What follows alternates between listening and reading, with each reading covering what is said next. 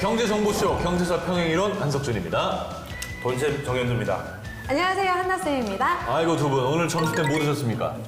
저는 좀 늦게 일어나가지고 급하게 집에 있는 거 급하게 먹고 나왔습니다. 아 그러셨군요. 그 5천원 이하였던 점심값 물가 상승률에 대한 조사를 저희가 좀 가져왔습니다. 짜장면이 처음에는 얼마였죠? 처음에까진 모르겠고 일단 그 평균 가격을 좀 내보면요. 네. 지난해 조사인데 전국 짜장면의 평균 가격이 5,017원이었습니다. 근데 이거 50년 전으로 비교하면요. 50년 전이니까 언젠가요? 1969년쯤 되나요? 네. 제가 태어나기 전이네요. 네. 그때는 네. 15원이었답니다. 대박. 네, 그러니까 그렇게 치면은 300배가 오른 거죠. 300배. 네네. 그 문방구에서 살 수 있는 장난감 중에 제일 비싼 게 1,000원이었어요. 그래서 1,000원이면 정말 많은 이 돈을 가졌다라고 생각할 만했죠. 이 물가 상승률을 조금 더 설명을 드리면 그 1996년에요. 1인당 GDP가 13,100달러. 네. 2018년에는 31,500달러. 2.4배가 올랐고요. 상승폭은 140%.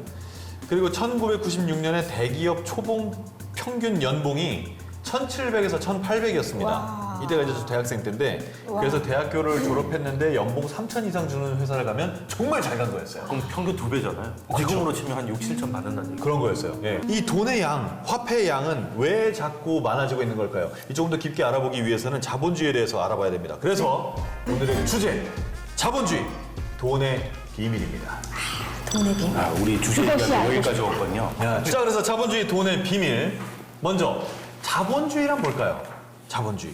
자본주의는 가격을 시장에서 결정하는 거예요. 그렇죠. 보이지 않는 손. 그렇죠. 네. 네. 그러니까 저희는 그렇다면 이제 현재 네. 일단 큰 틀에서는 자본주의 세상에서 살고 있는 건데 그럼 자본주의의 특징은 뭔가요?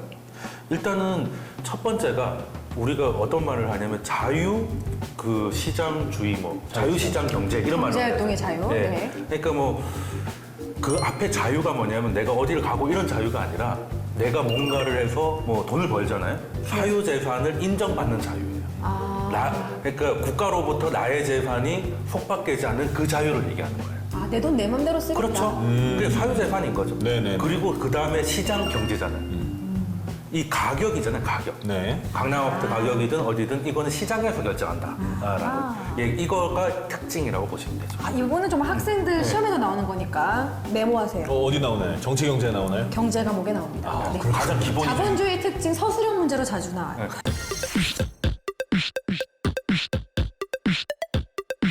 자본주의 역사를 간단히 얘기를 한다면 돈이 크게 돌기 시작한 건 사실 신흥로 개척 때부터예요.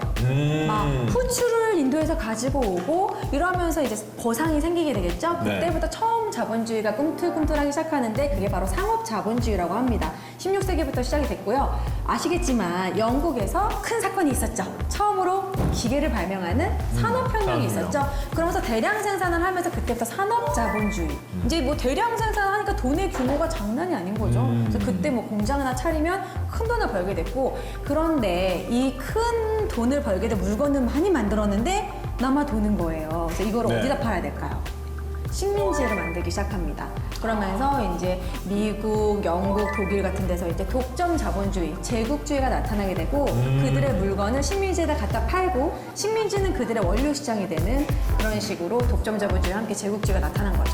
그러면 그 자본주의가 계속 강화되다 보니까 제국주의가 돼버렸다. 사실 제국주의는 지들이 너무 물건을 과잉 생산하는데 그걸 이제 갖다 팔 데가 없고 네. 그 약간 경영난이라고 할 수 있는 그 국가의 위기를 식민지를 개척하면서 이겨낸 거죠. 사실 우리나라도 일본이 그렇게 한 거고. 네. 우리가 얘기하는 돈이요. 이게 눈에 보이는 돈이 있고 눈에 보이지 않는 돈이 있습니다. 그게 이제 자본주의 경제가 운영되는 방식인 건데 참 그 돈이요. 어떻게 보면 좀 고양이 같아요. 왜냐면 이렇게 고양이들 이렇게 쓰다듬으려고 다가가면 이렇게 도망가잖아요. 이 돈을 좀 가지려고 그러면 돈도 도망가는 것 같아요. 그럼 한나쌤은 오늘 어떤 평이 네. 준비되었습니까? 자, 우리가 살면서 알아야 될 돈의 비밀, 평행이론을 제가 퀴즈로 준비를 해봤습니다. 퀴즈, 네. 짜잔. 자, 경제사 평행이론 퀴즈. 자, 자본주의는 돈이 있어야 굴러가는 건 아시죠? 그죠. 신자본주의는 이것이 있어야 굴러간다고 합니다. 이것은 뭘까요? 돈은 아니겠네. 사실 엄청난 힌트를 이미 돈쌤이 주시긴 했어요. 스포일러 하셨어요. 아, 빚인가 보다. 네, 빚. 제 퀴즈를 스포일러 하셨어요. 갑자기 답을 네, 맞습니다. 빚입니다. 저는 돈쌤이 스포일러 했다는 한나쌤의 스포일링을 듣고 맞췄습니다. 아, 역시 순발력. 역시 아나운서 다르시네요. 네. 자, 이게 여러 답변이 나올 수도 있겠지만 네. 왜 빚이냐면 그러니까 빚, 신용카드 그러니까 이게 있어야지만 자본주의가 들어간다는 거죠. 신자본주의가 굴러가려면 빚이 있어야 한다. 그러니까 사실 은행에 대한 간단한 한번 일화를 얘기를 한다면 네. 물론 은행의 시초를 뭐 독일이다 영국이다 얘기 많이 하지만 일단 그래도 애덤 스미스와 관련된 영국에서 이제 17세기에 영국의 도시에서 그때 금화였잖아요. 네. 여러분 뭐 인터넷 저기 리니지나 게임 많이 하시면 아데나 뭐 이렇게 네. 금화 아데나. 현재 네 그래서 그 화폐가 그때가 금이었잖아요. 그래서 무거워요. 네. 근데 집에다 금화를 많이 놓고 있으면 털리죠. 그러니까 안전하게 어디다 맡기고 싶은데 그래서 맡기게 됩니다. 그래서 맡기는데 사람들이 막 돈을 맡기는 그런 수공업자들한테 돈을 맡겼어요. 근데 맡겼는데 이 사람들이 바로 안 찾아간단 말이야. 내가 이거 갖고 있는 동안에 꺼줘도 되겠네? 그러면서 이제 꺼주면서 이자 놀이를 하게 되는 거죠. 그런데 그 사람들이 꺼주는데 그걸 맡기는 사람은 여기에 돈이 얼마 있는지 모르는 거야. 맡긴 게 얼마큼이 맡겨 있는지. 아, 전체가. 그쵸. 네. 그러면서 이제 꺼주고 이자놀이하고 꺼주고 이자놀이 이러면서 이게 은행이 시초가 됐다라는 그런 이야기가 있어요. 사실 그렇게 꿔주면은 자기 창고에 금이 줄어드니까 보관 비용이 줄어드는 부수적인 효과도 있겠네요. 그쵸. 다 갖고 있으려면 창고가 어마어마하게 커야 될 거 아니에요. 그렇죠. 그러니까 솔직히 근데 그 말하는 게 참 그 유동성이 힘들잖아요. 무겁고. 자본주의는 출발부터가 빚으로 출발한다는 게 이 말이에요. 그만큼 빚이 발생하기 때문에 그거를 벌어서 갚으려면 돈을 더 찍어서 줘야 거기서 벌어서 이자를 갚을 거 아니에요. 아, 그러네. 네, 그러니까 출발부터가 빚이라는 거예요. 자본주의는 엄밀히 말하면 부채주의예요. 예전에 이제 대항해 시대 때 거래를 많이 하잖아요. 대항해 시대. 예, 그러면 인도에서 후추 갖고 오고 뭐 그 중국에서 도제 갖고 왔을 때 네. 어쨌든 팔고 하려면 환전을 해야 되잖아요. 환전을. 예. 근데 이제 그때 당시는 어떻게 환전을 했을까?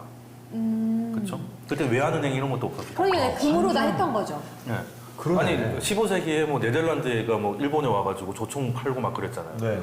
그러면은 거기서 달러로 결제하진 않았어요. 물물 교환하지 않았을까요? 제가 알기로는 이제 후추랑 금 가격을 이렇게 재가지고 했다고 하던데. 예, 그런 것도 있는데 거기 환전을 해주던 사람들이 있었어요. 그러니까 유대인들이 전 지구에 깔려 있어가 자기들끼리 단톡방이 있었어요. 유대인 단톡방이 있었어요? 있어가지고 이야. 그냥 일본이 요즘 위험하다. 예. 그러면 일본의 물건 가격은 좀 떨어지고 이런 식으로 환전해줬는데 그거를 이런 테이블에 앉아서 나무 밑에 테이블을 펼쳐놓고 이렇게 환전을 해줬는데 그게 이제 이게 테이블이 거기 말로 방크거든요. 아 진짜요? 네. 소름. 어디 말로 많고요? 그 방크? 유대 말인가 거기를 당시 거기에 방크였거든요. 그래서 뱅크가 된 거야? 네, 그게 영어식 발음으로 뱅크예요. 우와. 원래 은행은 크게 두 개가 있잖아요. 환전의 기능하고 신용자출의 기능. 아 이거는 와 걸어다니는 TMI야. 중고등학교 이제 경제 상식 신기하다. 한 7, 8번에 나오는. 야, 제가 왜 나 몰랐지? 제가 지금 와, 교과서 쓰는 방크. 전 세대여가지고. 그러시군요. 옛날 교과서. 아 6차시군요. 예. 이렇게 하는데 핑계를 내야 한다. 진짜 아니시고. 어쨌든 우리나라에서 대부분의 사람들은 빚에 네. 대해서는 정말 공포심을 가지고 있습니다. 뭐 그렇게 된 사건들이 몇 가지가 있는데 그 중에 하나가 이 카드 대란 사태. 그쵸. 요것도 뭐 잊지 못하는 그런 일이었잖아요.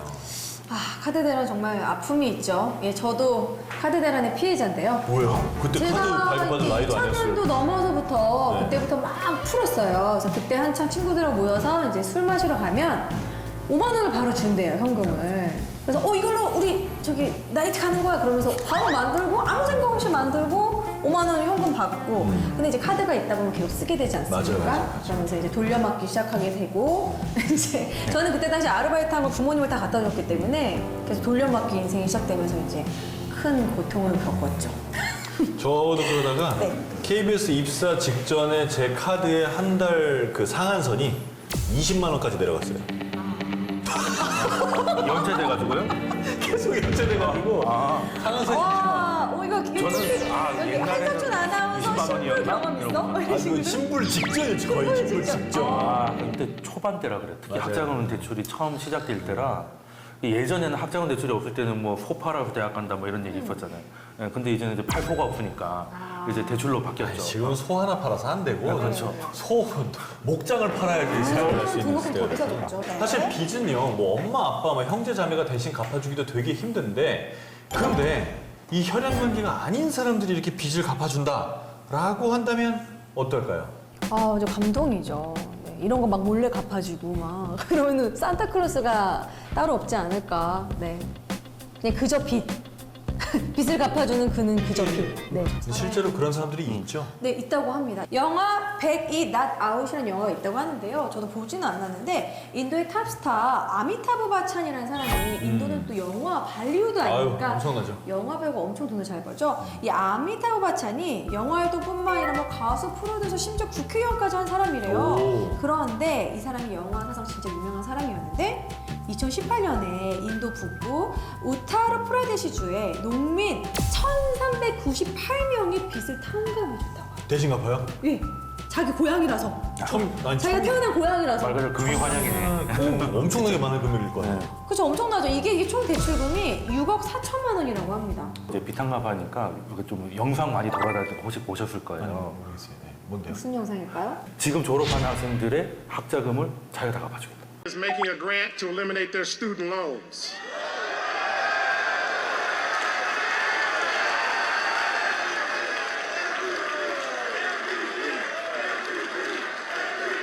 Now, I know my class will make sure they pay this forward.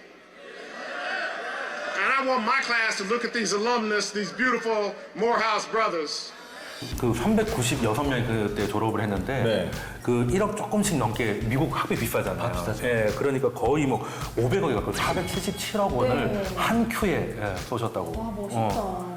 자, 뭐 더 보고 싶고 더 듣고 싶은 경제사 평행이론 오늘은 자본주의 돈의 비밀이라는 주제로 얘기를 나눠봤습니다. 자, 그러면 뭐 알겠어요. 이런 자본주의도 알겠고 돈도 알겠어요. 그래서 우리는 어떻게 써야 되나요? 돈의 비밀. 우린 돈을 적당한 빚을 지면서 살아야 되지 않을까. 네, 세상에 갚을 수 제일- 있는 빚. 세상에 제일 어려운 말이 적당히 아닌가요? 맞아요. 적당히가 어렵습니다. 네. 끝으로 공식 질문 시간입니다. 자본주의, 내 통장에 미치는 영향은? 자본주의. 은통쌤은?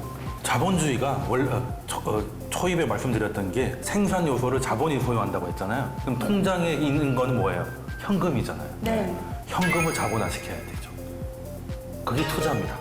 아. 네, 그래서 자본주의에서 투자는 선택이 아니라 필수다. 라고 생각하시면 될 것 투자. 같습니다. 아무리 적은 금액이라도 투자를 해라. 네. 저희가 자본주의는 저도 이제 빚이라는 부분이 딱 공감을 하거든요. 채찍이었던 것 같아요. 일하게 만들었던 채찍. 빚 갚아야 되니까. 일어나! 그래서 아침에 일어나게 돼서 알바하게 했던 약간 그런 채찍질 아니었나 이런 생각이 듭니다. 자, 오늘은 자본주의와 네. 돈의 비밀에 대해서 여러 가지 이야기를 나눠봤습니다. 우리 저 경제서 정보가 구독자분들의 미래와 또 여러분의 지갑에 절대적으로 도움이 되길 바라면서요. 네. 조금이라도 도움이 된다고 생각하신다면 구독과 좋아요, 또 공유와 알람 꼭 눌러주세요. 예, 감사합니다. 구독, 좋아요.